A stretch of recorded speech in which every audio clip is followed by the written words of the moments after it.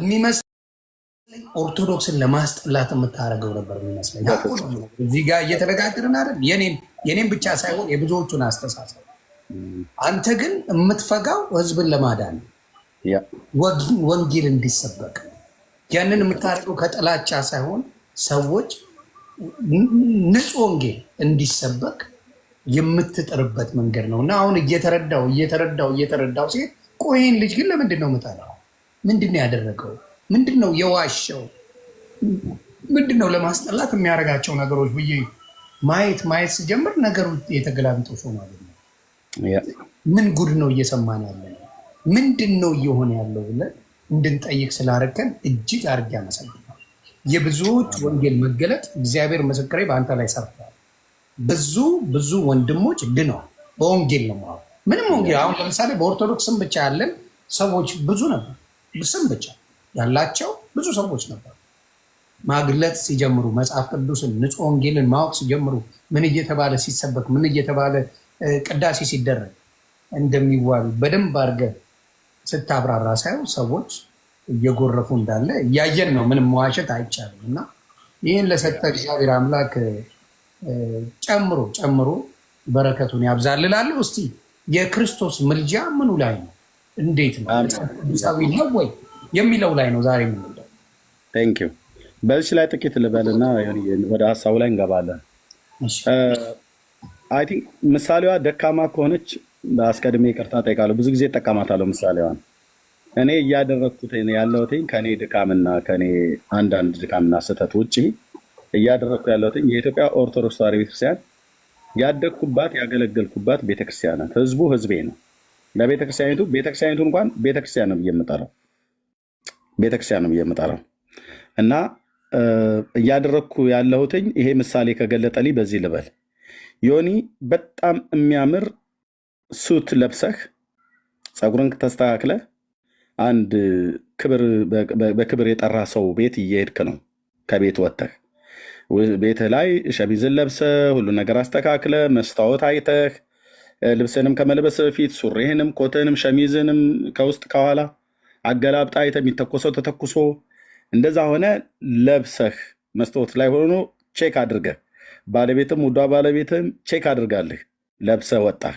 ቁልፌን ይዘህ መኪና ውስጥ ልትገባ ወክ እያረክ ነው እና ግቢ ውስጥ ዛፍ ቢኖር ዛፉ ላይ ደግሞ የሆነች አሞራ ወይ ወፍ ተቀምጣ እና ወደ መኪና እየሄድክ እያለ መኪናን ከመክፈት በፊት በዛ ዛፍ ስር እያለፍክ እያለ ወፏ ከላይ ኩሷን ጣለችብህ ልበል። ኩሷን የጣለችብህ ደግሞ አንተ ልታየው በምትችለው ቦታ አይደለም፣ በጀርባ ላይ ወይ ትከሻ አካባቢ ከኋላ አረፈ እና መስታወትን አይታል ምን ብላል መኪና ውስጥ ገባህ። ወፏ እንደጣለችብህ አታውቅም እና መንገድ ላይ አግኝቼ ሃዮኒ ብዬ ሀጋር ጌት አቅፌ ስስምህ ያው እንደዚህ ትከሻ ለትከሻ ስንሳሳም አንዳችን የአንዳችንን ጀርባ የማየቱ ነገር አለን አይደል? ልክ እንደዛ ሆኖ አየው ልበል እና ሳየው የወፍ ኩስ ጀርባህ ላይ አንተ በማታየው ቦታ ላይ ወድቋል። ምናልባትም ወይ ፀጉርህ ላይ አሁን ፀጉር ስላለህ ፀጉርህ ላይ ማለት ነው ነቆራ ቁጥር 1 ልትለው ትችላለህ እና ፀጉርህ ላይ እንደዚህ አንዳንዴ ፀጉርም ላይ ጭምር ያርፋል እና ሆኖብኝ ስለማቅ ነው የገጠር ስላደኩ ወፎች ፀጉራችን ላይ ሁሉ እንደዚህ ዛፍ ስር ቁጭ ብለን ፀሐይ ስንሞቅ ማነው ከፀሐዩ ስንከለል ከከብቶቻችን ጋር ሆነ ወፎቹ ላይ የተቀመጡት ላያችን ላይ ይጥሉታል እንትናቸው ማለት ነው እና የሆነ ብቻ አንተ ልታየው በማችለው ቦታ ላይ ያ የወፍ ኩስ ወድቆብሃል ላይ እኔ አየሁትኝ። ባየሁት ሰዓት ላይ ዮኒ እዚህ ፀጉርህ ላይ ወይ ደግሞ ልብስ ላይ ከበስተጀርባ በኩል ቆሻሻ ነገር አለ ብዬ ወይ አሳያለሁ ወይ እጠርግልሃለሁ አይደል? ከሁለቱ አንዱ ማለት ነው እና ከቻልኩ መጥረግ ነው፣ ካልቻልኩ ላነሳልህ ይገባል፣ ካልሆነ ደግሞ ላሳይህ ይገባል። አንተ ያው እዚህ ጋር ነው ያለው ምናምን ነገር ብለህ ምናልባት ማውለቅ ካለብህ ኮትህን አውልቀህ ኮትህ ላይ ከሆነ ያረፈው አሳያለሁ። ከዛ አንተ አውጥተህ በሚጠረግ ነገር ጠርገህ ወይ ቆንጥረህ በውሃ ነገር አጥበው በምናምን ነገር እንደዚህ ታጸደዋለህ ማለት ነው። ወይ ወደ ቤት መመለስ ካለብህ ተመልሰህ እዛው ግቢ ውስጥ ስለሆንክ ያለው ወይ በቅርብ ርቀትም ስለሆነ መኪና ስለያዝክ ተመልሰህ ወደ ቤት ሄደህ ወይ ሌላ ልብስ ትቀይራለህ ወይ ያንኑ ጠርገህ በደንብ አድርገው መልሰ ለብሰው ትሄዳለህ። ግን እያሳየሁ እያለሁ አንተ ምን አይነት ባለጌ ነህ፣ እንዴት እንደዚህ ታደርጋለህ ብለህ ትለኛለህ። ያንተን ቆንጅዬ አለባበስ ያንተን ማንነት ሊገልጥ የማይችል እንደውም መልክህን ሊያበላሽ የሚችል ነገር ነው ጥቆማ የሰጠሁና ያሳየው። ስላላየው ነው የነገርኩ። ብታየው አትለብሰውም ነበር ወይ? ከኔ ፊት ሰዎች ቀድመው ቢሆን ኖሮ አይ ሰዎች ከዚህ ፊት ነግረውኛል አውቄን የተውኩት ብለህ ልትለኝ ትችላለህ። ግን ያላየኸውን እኔ ባሳይህ ያንን ነገር አንሳው። ይሄ ነገር እውነተኛ መልክን ያበላሽብሃል። እውነተኛ አለባበስን፣ እውነተኛ ያንተን ማንነት አይገልጥም። የምትሄድበት ቦታ ክብር ያለ ቦታ ነው። የለበስከው ልብስ በጣም ዘናጭ የሆነ ነው። ሙሉ ሱት ነው የለበስከው፣ ውድ ልብስ ነው የለበስከው፣ ውድ ጫማ ነው ያረከው፣ ውድ መኪና ነው ያስከው። እየገባ ነው እና ያላየኸውን እየው ብዬ በማሳይ ሰዓት ላይ በምንም አይነት መልኩ አሁን እንዳልከው አትቆጣኝም። ለምን አሳየኝ አንተ ምን አገባህና ምን ጥልቅ ስላደረገ ነው ምናምን ነገር ብለህ አትለኝም። ልክ አሁን እየሆነ ያለው እንደዛ ነው። የኢትዮጵያ ኦርቶዶክስ ቤተክርስቲያን በጣም ብዙ እኔ የኢትዮጵያ ኦርቶዶክስ ቤተክርስቲያን ብቻ ሳይሆን ታውቃለህ፣ በዚህ ሶሻል ሚዲያ ታሪክ ውስጥ ወደ ሚዲያ ከመጣሁበት ጊዜ ጀምሮ ለእኛም ቤት ሐሰተኞች ነቢያትና ማንም እማልተኛ ሰው መሆኔን ታውቃለህ። ትክክል ባልሆነበት ትክክል አይደለም። እንዲሁም ብቻ እዚህም ብቻ ወንጌላውያን አማኞቹና ኦርቶዶክሳውያኑ ጋር ብቻ ሳይሆን አይሁዳውያኑም ጋር ጭምር እንደዚህ ወንጌል ሰብካለሁ፣ እነሱንም ጭምር ማለት ነው። ኢቭን ሙስሊሞችንም በቤቴ ኢንቫይት አድርጌ እናገራለሁ። እና በተለይ ግን ከኢትዮጵያ ኦርቶዶክስ ያለ ለምን ትኩረት አድርገህ ትናገራለህ ብለው የሚሉኝ አንዳንድ ሰዎች አሉ። የኔ እድገቴ አንደኛ በኦርቶዶክስ ነው፣ ሁለተኛ በወንጌላውያን አማኞች ነው። ከዚህ ሁለቱ ሃይማኖት ውጭ እኔ አላውቅም። ከእስልምና ሃይማኖት አይደለም የመጣሁት። የኦርቶዶክስ ቤተክርስቲያን አገልጋይ ነኝ። ህዝቡ ህዝቤ ነው። ቤተክርስቲያኒቱ የኔ ናት ብዬ ነው የማምነው። ምንም እንኳን በወጣ ህዝቡ የኔ ነው ብዬ ነው የማምነው፣ የእውነት ማለት ነው። እና ምንድነው እያረክ ያለው ብትለኝ ወይ ብለው ቢሉኝ ልክ ለዮኒ እሱ ሳያየው ልብሱን ያበላሸበት እውነተኛ መልኩን እውነተኛ ማንነቱን ያበላሸበት ነገር በላዩ ላይ እንደተጣበቀበትና እዚህ ጋር ቆሻሻ አለበት ብዬ ለዮኒ እንደጠቆምኩት ያህል ለኢትዮጵያ ኦርቶዶክስ ቤተክርስቲያንም እንደዚያ ነው እየነገርኳት ያለሁት። አነጋገሬ ላይ ምናልባት ኃይለ ቃል ተጠቅሜ ሊሆን ይችላል። መጽሐፍቶቹ በጣም ነው የሚያበሳጩት። እንዳየኸው ትናንትና እንኳን ያነበብን 3% ነው ያሳየናችሁ። በጣም የሚያበሳጭ ጽሁፍ ነው። ጌታችን ኢየሱስ ክርስቶስን እንደዚህ በዚህ ልክ አዋርዶ መጽሐፍ፣ የጌታችን ኢየሱስ ክርስቶስን እናት ቅድስት ድንግል ማርያምን እንደዚህ አዋርዶ አበሻቅጦ መጽሐፍ። የእኔ እናት እንኳን እንደዚህ ተበሻቅጣ እንኳን አልተነገረችም። በፍጹም አይባልም። ለአምላክ እናት ለጌታዬ እናት ይሄ አይመጥናትም። ለባህሪዋም ለምግባሯም የማይመጥን ነገር በቅዱሳን መላእክት ስም በሌሎችም ስም የተጻፈው ነገር እሱ አግባብ ስላልነበረ ያንን ለማሳየት ብዬ ነው እንግዲህ ከድካሜ ውጪ በልበ ቅንነት በእንባ ነው የምናገረው። እና ለጊዜው ሰዎች ላይረዱ ይችላሉ፣ ቆይተው ግን ሊረዱ ይችላሉ። ጌታ እግዚአብሔር ይባረክ። ህዝባችንን ከመውደድ ማለት ነው። ያው እንደምታውቀው ሰው በክርስቶስ ኢየሱስ ካላመነ በቃ ኢየሱስን አጣ ማለት ዘላለሙ ተዘጋ ማለት ነው። ኢየሱስን አገኘ ማለት ዘላለሙ አማረለት ማለት ነው። ሰው በምድር ላይ ጥቂት ጊዜ ነው ያለው። አይ ቲንክ እድሜ ስትናገር የሰማ ይመስለኛል። እናንተ ተመሳሳይ እድሜ ላይ ነን ያለ ነው። 47 ዓመት የአካባቢ ነው እኔም ያለሁት። ተመሳሳይ እድሜ ነን በቃ።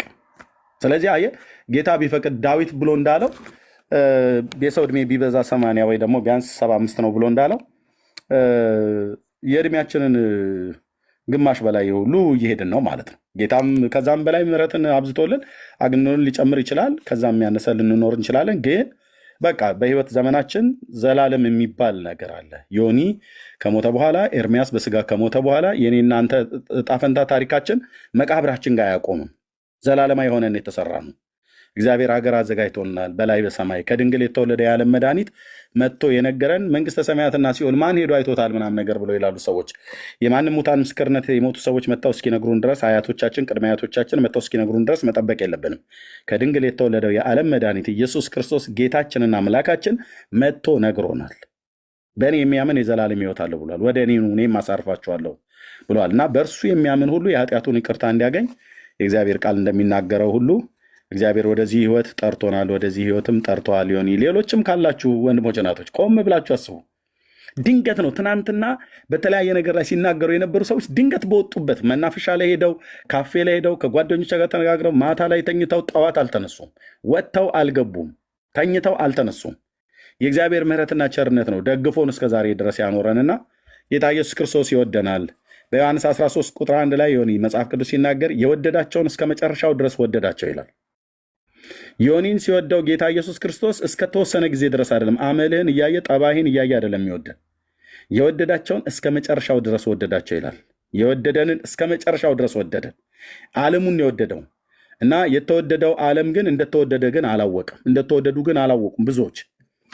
እግዚአብሔር በሰው ቋንቋ ሊገለጥ በማይችል ዘላለማዊ ፍቅር ነው የወደደን፣ ዘላለማዊ ምሕረት ነው የማረን፣ በጸጋው ባለጠግነት ነው ሊያድነን በጎ ፈቃዱ የሆነውና እግዚአብሔር ለዘላለም ስሙ ይባረክ። ይህንን እውነት መርምሮና ይህንን ህይወት ቆም ብሎ ማየት በጣም እጅግ በጣም ወሳኝ ነገር ነው። ቅድም ስታወራ እየሰማው ነበርና ይሄ ብስለት ነው። ይሄ እውነት ለመናገር ይሄ ትልቅ መረዳት ነው። ምን ሆኜ ነበረ ትናንትና እንደዛ ስናገር የነበረው እንደዚህ እያልኩ ስናገር የነበረው እና አሁን እግዚአብሔር በእውነተኛ ልብ መነካት ሰዎችን ሲነካ አስቀድመው የሚያደርጉት ንስሐ ይገባሉ ማለት ሰውን ይቅርታ ይጠይቃሉ፣ የበደሉትን ይቅርታ ይጠይቃሉ፣ ይቅርታ ይጠይቃሉ። ታስታውሳለህ መጽሐፍ ቅዱስ ላይ የምታውቀው አጭሩ ሰው የሚባለው ዘኬዎስ በሉቃስ ወንጌል መጽሐፍ ምዕራፍ 19 ላይ ጌታ ኢየሱስ ክርስቶስ ወደ ቤቱ በገባበት ሰዓት ላይ ዘኬዎስ የሚባለው ቀራጭ ነበረ፣ ለሮማውያን ግብር ቀረጥ የሚቀርጥ ሰው ነበረ እና እንደ ቁመቱ ማጠር አይደለም፣ ሰውየው በጣም ሀብታም ነው። በግራም በቀኝም አምታቶ ገንዘብ ሰብስቧል፣ በጣም ብዙ ነገር ማለት ነው። እና የቁመቱ ማጠር አይደለም እንጂ በጣም ባለጠጋ ሰው ነው። ጌታ ኢየሱስ ክርስቶስ በኢያሪኮ ሲያልፍ ሊያይ ወዶ ሾላ ዛፍ ላይ ወጣ እና ወጣ። ጌታ ኢየሱስ ክርስቶስ አየው። ዘኬዎስ ሆይ ፈጥነህ ውረድ፣ ዛሬ በቤት ሁል ዘንድ ይገባኛል አለው። እና ብዙዎች እያጉረመረሙ በእርሱ ቤት ማን ሊገባ ይወዳል አሉ። ምክንያቱም ለሮማ ቄሳር ግብር የሚቀርጥ ቀረጥ ሰብሳቢ ስለሆነ በብዙዎቹ አይሁዳውያን ዘንድ የተወደደ ሰው አልነበረም። እና በእሱ ቤት ማን ሊገባ ይወዳል አሉ። ህዝቡ እያጉረመረመ ግን ጌታ ኢየሱስ ክርስቶስ ተከትሎት ገባ። ማዕድ አቀረበለት። እየበላ እያለ ጌታ ኢየሱስ ክርስቶስ እንዲህ አለ፣ እርሱ ደግሞ የአብርሃም ልጅ ነው፣ ለዚህ ቤት ዛሬ መዳን ሆኖለታል ብሎ አለ ጌታ። እና ወዲያውኑ ያ ዘኬዎስ የተባለው ሰው ጌታ ኢየሱስ ክርስቶስ ቤቱ ሲገባ ቤቱን መግባት ብቻ አይደለም ሙሉ በሙሉ በልቡም ተቀብሎታል። ሊያየውም ይናፍቅ ነበር። ከቁመቱ ማጣር የተነሳ ነው ወጥቶ ዛፍ ላይ ወጥቶ ሊመለከተው የወጣው ማለት ነው። እና ዛሬ ለዚህ ቤት በእርግጥ መዳን ሆኖለታል፣ እርሱ ደግሞ የአብርሃም ልጅ ነው አለ። ዘኬዎስ ግን እንዲህ አለ በዛው ላይ፣ ጌታ ሆይ አሁን አንተ ባለህበት ይህን አደርጋለሁ ብሎ አለ። ምን? የበደሉኝን ይቅር እላለሁ፣ የወሰድኩትን 4 እጥፍ መልሳለሁ አለው። 4 እጥፍ መልሳለሁ። እሱ ባለበት ምን መልስ አላለውም፣ ተናዘዝም አላለውም። ጌታ ባለበት በዛ አርነት ስላለ ሰውየው ወዲያውኑ በደለኝነቱ ተሰማው። የዘረፈውንና የበደላቸውን ሰዎች ሁሉ ለይቅርታ ለመጠየቅ የዘረፈውን ሁሉ ለመመለስ ልቡ የተዘጋጀ ሆነ። በእግዚአብሔር እውነተኛ አነካክ የሚነኩ ሰዎች በሐዋርያት ሥራ መጽሐፍ ምዕራፍ 2 ቁጥር 38 ላይ ይህን በሰሙ ጊዜ ልባቸው ተነካ ካለ በኋላ የእግዚአብሔር ቃል ጴጥሮስ በኢየሩሳሌም ሲሰብክ ከዛ ወንድሞች ሆይ ምን እናድርግ ብለው አሉ ይላል እና ንስሐ ግቡ ብሎ አላቸው ጴጥሮስ። እና ንስሐ ማለት ሰው የበደለውን ይቅርታ ይጠይቃል። ማንም ቆንጥጦ ጆሮን አስገድዶ በመሳሪያ በምንሽር አስገድዶ አይደለም። አሁን የበደልካቸውን በፖለቲካ ፓርቲ ውስጥ በሀገራችን ጉዳይ ላይ በተናገርክበት የትኛውን ቦታ ላይ ያለውን ሰዎችንም በግል ደረጃ እንደ ማህበርም እንደ ፖለቲካ ፓርቲም እንደ ድርጅትም ይቅርታ ስትጠይቅ በእውነተኛ የእግዚአብሔር የጽድቅ መንገድ ላይ መምጣትን የሚያሳይ ነው። ጌታ እንዲረዳ ደግሞ እንጸልያለን። ይሄ እውነተኛ የእግዚአብሔር ልጆች ከሚያሳዩት አንዱ ይሄ ነው። የበደሉትን ይቅር ይላሉ። ሶሪ የበደሉንም ይቅርታ ትሰጣለህ፣ የበደልካቸውንም ፈጥነህ ይቅርታ ትጠይቃለህ። ይሄ የእውነተኛ የእግዚአብሔር መንፈስ አነካክ የነካቸው ሰዎች የሚያሳዩት ባህሪ ነው። ዮኒዬ ይብዛልህ እና እግዚአብሔር ስለረዳ ከነ ቤተሰብህ ከነ ልጆችህ ከነ ሚስትህ የጌታ መልካሚቱ እጅ በአንተና በቤተሰብህ በዘርህ ላይ ይሁን። በምትሄድበት ቦታ ሁሉ መልካሚቱ እጅ ከአንተ ጋር ከመሆኗ የተነሳ ለራስህም ስተት ለክፉ ሰዎችም ምክር ለሰይጣንም ወጥመድ አሳልፎ የማይሰጥህ አምላክ የሚጠብቅህ የእስራኤል አምላክ ልዑል እግዚአብሔር ከአንተ ጋራ ነው ብራዘር እና ጸጋ ይብዛልህ። እንቀጥላለን። እሺ የጌታችን ኢየሱስ ክርስቶስ አማላጅነት ያው እንግዲህ የሚያጨቃጭቅ ነው። አንተ በውጭ ሀገር ስለምትኖር ከኔ ይልቅ ብዙ ማንበብ ትችላለህ፣ ደግሞ ማንበብ አድርግ ብዬ አስባለሁ። የጌታችን የኢየሱስ ክርስቶስ አማላጅነት ወይ ደግሞ የማስታረቅ አገልግሎት ለምንድነው በእኛ በኢትዮጵያ ምድር ላይ ብቻና ነው? በውጭ ዓለም ላይ እኔ ብዙ አልሰማም። እኔም በውጭ ነው ያለሁት፣ ግን ብዙ አልሰማም። ብዙ አጨቃጫቂ የሆነው እኛ ሀገር ላይና ኤርትራ ምድር ላይ ነው። ምክንያቱ ምንድን ነው? ትክክል። ሌላ ቦታ እኮ የለም። ኢቨን በሌላ ሀገር ኦርቶዶክስ እንደዚህ የሚባል የለም፣ በጭራሽ የለም። ኢትዮጵያ ላይ ብቻ ነው ይሄ ያለው። ኢትዮጵያና ኤርትራ ኢየሱስ ክርስቶስ በቃ ሄዷል፣ ከዚህ በኋላ የይቅርታ ነገር የለም፣ አያማልድም የሚባል ነገር ያለው እኛ ጋር ብቻ ነው፣ ሌሎቹ ጋር የለም። ልክ ነህ። ወንድሞችን እናስገባ እንዴ? አይ ቲንክ መግባት ይችላሉ እንዴ? ይቻላል። መግባት ከፈለጋችሁ ነው። ቅድም ጥያቸው ስለመጣሁ ዘርግፈ መተማ አይሆንም። በጣም ደግሞ የምልጃውን ማህዬ እንኳን ደህና መጣች። በነገራችን ላይ ማበርታት ያለብን የምትገርም ዘማሪ ልቤን የነካችው እስካሁን ልቤ ውስጥ አለች። ባለፈው የሰጠችው ምስክርነት ያስለቅሳል። ምናልባት አልነበርክም። በጣም ታነባል።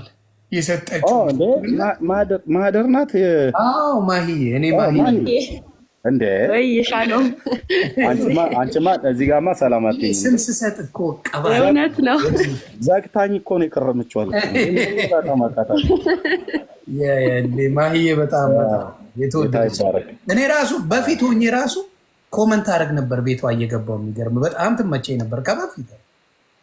በጣም ታስታውሳለች። እኔ በክርስትና ያሉትን ብዙ እንትን ማለት ደስ ይሉኛል። ወንጌል ሲሰበክ ደስ ይለኛል በማለት ትንሽ ገባ ነበር ግራ የገባችኝ።